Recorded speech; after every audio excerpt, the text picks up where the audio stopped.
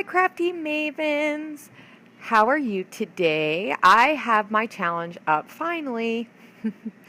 I was busy doing the Google Hangouts today, or should I say Saturday, and so I didn't get a chance to edit this and get this up for my time slot, which was 9 o'clock. Pretty much I ended everything as far as ending the challenges. We spent quite a bit of time today. If you hung out over at the Crafty Maven Facebook group, we spent time doing some Google Hangouts, some of us, and spent tons of time doing all these challenges. And I just want to thank everyone who participated in the challenges so far and everyone who helped get all the challenges ready and did all the behind the scenes stuff, because this turned out amazing. I had so much fun doing this crop, and I just can't wait now to do another one. So I have no idea when that will be, but hopefully after maybe the holiday season we will be able to do another nice fun crop. So back to the layout. I am doing a challenge that is based on the mood board that I made for the crop, and I posted it on the Facebook page over the Friday. I believe I posted Thursday or Friday.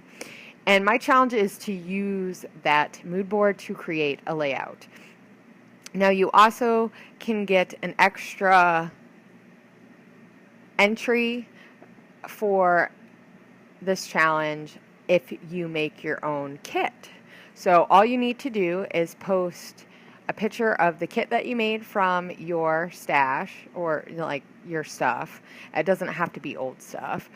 And then post a picture to the album with your layout. So that's all you have to do. And all the details for that will be in the album description box. And that is in the our Facebook group, which is the destination group. I will have a link below. So after I put that modeling paste on and it dried, I am layering this Webster's Pages paper with some of that Pink Fresh Studio paper. I really like the way the black and white hides out, and I knew I wanted to try to maybe do some mixed media on here. So I thought that using that black and white would really help that show up. And I just love that Webster's Page blurry, and then where it's kind of blurry in some places and not, or I want to say not blurry, but focused in other places. It's just really, really fun. And it really was fun to use it with the picture that I'm using, because that picture is a picture of my grandmother and her sister when they were little girls, and they just look so gosh darn adorable in their cute white dresses. I'm assuming they're white. White or pink dresses. And this photo is a copy of a photo. So it's not the best quality photo because it was a copy, but it actually printed out pretty well. So here I'm doing the all too famous plastic paper the packaging technique. And I really wanted to do this because I wanted to try to keep it nice and light. I didn't add any gesso to my paper, so a lot of this stuff gets soaked in, and it does really make it warp, but I like it because it's going to add dimension to my page. And once this sits in a page protector and an album, it will smush down a little bit and it won't be too bad. And I find that this is the hardest technique for me to get. And so this is partly why I am using paper towels to pick it up, because I really don't want it pulling too much. And I know that I'm going to add some aqua spray on in a little while, and I don't want it to mix with that orangey pink color. I wanted it to be more of like a coral color. So I'm using the pink, the coral, and then I'm going to add the blue. And at the end, I do add splatters, and I will just let you guys know right now, the end of this layout does get cut off because my battery ran out, and I didn't realize it. But most of it is, and you'll see all the close-ups too. So all the most important parts are on here. Just a few last things that I put on aren't. So I do try to dry it a little bit in between some of the layers, just because I want that dimension of the different layers being added. And I really wanted to make sure I dried it a little bit better before I added the green, because if I added the green or the aqua colors right over top of that orange color, it could get muddy. And I really wanted to avoid that as much as possible, because I really liked these colors. And I will say that I liked the spots that I used the spray over the spots that I used just the paintbrush. I found that it kind of helped give a little bit less of a splotchy look and a more delicate look, if that makes sense at all. Like I said, this is a really hard technique for me. Maybe because the precision is not very precise. So it's, and it's not supposed to be. I mean, and I think that's why this can be really, really nice and easy, because you just spray and you put it on. And the thing is you can overdo it really easily, or you can not do it enough. And so this part did not turn out exactly how I wanted it, but it looks nice, and it matches with the theme that I was going for, so, it's one of those things. So now I'm just looking through the papers. I'm trying to decide if I wanted to use that stripe paper, and I really don't. I wanted to use that side, even though that wasn't the side that I picked to go with the kit. And I may or may not have mentioned that all the papers that I use in this kit are in the album. So there will be a picture of the kit that I made, and all the papers will be in there. There's tons. There's a lot of Dear Lizzie. There's some Webster's Pages, some Amy Tan, some Simple Stories, My Mind's Eye. That paper, which I believe is Dear Lizzie, but I'm not positive. And I'm just making my layers, and I'm trying not to be all rectangles, because here's the thing that I found with using a 4x6, where it's 6 inches, horizontally. Vertical. It's not horizontal. It's vertical. Apparently, my brain is not wanting to work tonight.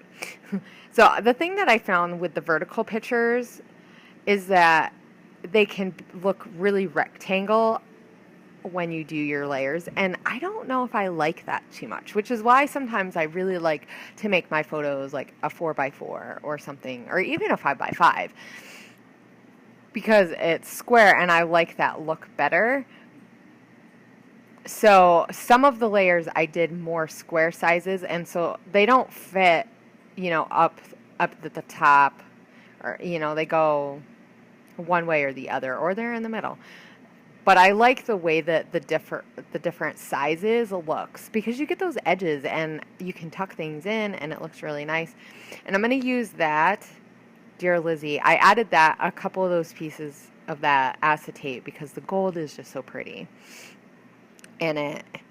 And I added that to my kit.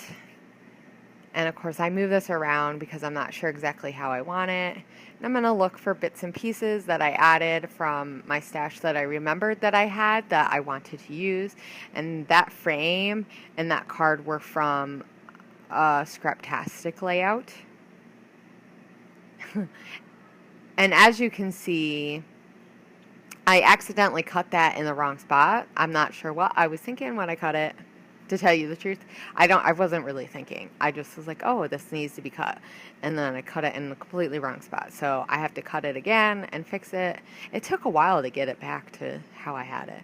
So I put that piece right there from Teresa Collins over the spot that I cut. So you can't tell. No one even knows except for all you guys, right? And I'm looking for some other little pieces that I have that match colors and stuff. And I have some of the Pink Paisley Citrus Bliss pieces, and I pick a couple of those. I like that Butterfly Kisses. It's just so cute. It just matches my grandmother and my great aunts their faces, they just make me think of butterflies. And I'm kind of playing around with some different ways that I can add. And I really liked that journaling card up there, and then I move it, and I don't like it. So I was just kind of fiddling around because I wasn't sure how I wanted to do it. So instead, I'm going to take the peel off of there. This is where I move that piece. And then I decide that sequin with the butterfly will look really cute. So I'm going to add that. And I just add, I just like to add some pieces. And this is where I decide I don't like it there. So I'm like, well, maybe I'll put it down at the bottom because I had some stuff layered. And that piece right there is from a Wilna cut file that I actually printed off instead of used as a cut file because I don't have a cutter. I'm going to change the color of that because it was a little bit too orange, and so I wanted it more pink. And I think it looks really, really cute. It matches more of the coral color that I was looking for, and that says love on it. It was from a die, from the stitch die, but the love didn't want to come out of that paper because it's a little thicker, so I just left it, and you can see it when you look close up. And I'm going to add a couple of other things on there, but you're not going to see me add them because I'm almost done. And I really like the way that butterfly kisses in the sunshine, and I will put sisters in there and like a minty color in there. And I'm going to do some journaling and add a couple of Ellie Studios and the Pink Fresh Studio wood pieces that match that pattern, that black and white pattern paper. And that will be it. So I hope you guys join us over at the Crafty Maven Getaway Destination Facebook group. The link will be below. And I hope you guys play along. You have all week to play along. I will see you guys later. Bye.